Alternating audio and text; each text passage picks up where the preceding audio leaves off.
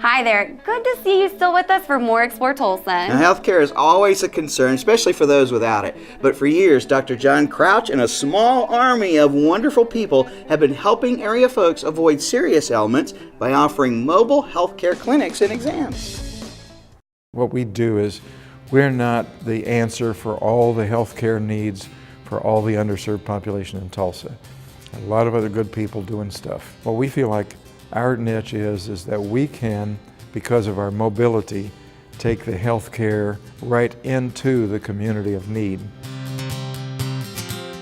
The program actually grew out of the ORU School of Medicine. Whenever they closed the School of Medicine in 1989, we had to decide as a group in the family medicine department where we're going to try to continue on or just kind of go our separate ways. So when we started In His Image, there was like basically a threefold kind of ideas of what we were going to do. One was to continue a Christian family medicine residency program.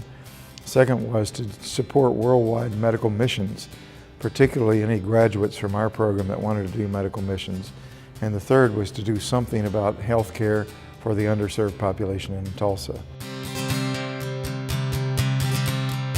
Really, one of the challenges is that the people who don't have access to health care, they get bad sick and they end up coming into the hospital, and then they've got really bad problems, and we would end up picking them up in the hospital because we were taking care of the non-pay patients who came into the hospital.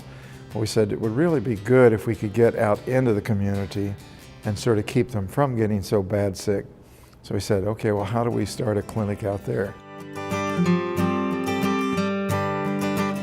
And we did that first at Fairmont Terrace, and as we kept on doing that, now all of a sudden people started hearing about our clinic there, and so we got requests from all over the Tulsa area. Well, if you're going to do a clinic for them, why don't you do one for us, you know? So I was like, okay, wow, how do we do that? About that same time, I had a friend of mine who was doing a church-based clinic on the south side of Chicago. He said, hey, I know this guy that's going to be giving a mobile medical van to people who are doing health care for the underserved population in the United States, but doing it from a Christian basis. I said, hey, that sounds like us. So we made an application, and in 1999, one of their people drove the van down, handed me the keys, handed me the title, and said, go to it. So we actually, we jumped right in. We were in that one clinic site. We jumped up to 3 clinic sites right away, and it just continued to expand from there. And finally, with that, we were starting to get a lot of wear and tear on the van. So I said to the guy who gave us the original van, I actually went and met with him. I said, would you consider giving us a second van? We may be wearing this one out. And he said, well, I'll tell you what you do. You go back to Tulsa and you basically raise half the amount of the van, and I'll give you the other half. I kind of refer to it as the Rolls-Royce of mobile medical vans, and it is. It's pretty nice, as you probably have seen. And so we thought, well, that's going great. So we went from that 2007 to continuing to sort of expand and develop.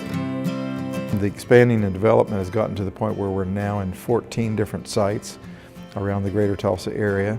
We are having about 54 clinics a month. We sort of begin to see a need for women's health. We had a lot of the women that came into our clinic. And then one of the other projects we're kind of involved in right now is the retinal screening project for the underserved population. The other thing that's really unique about what we do, and I think it's very important, probably it's a critically important part, is that we partner with churches in order to provide that care. And they do a couple of things very importantly. If you've kind of seen, what they do is they provide volunteers to help us process the patients, and quite honestly also to help really minister to patients. And that processing of the patients helps us to reduce the cost of care.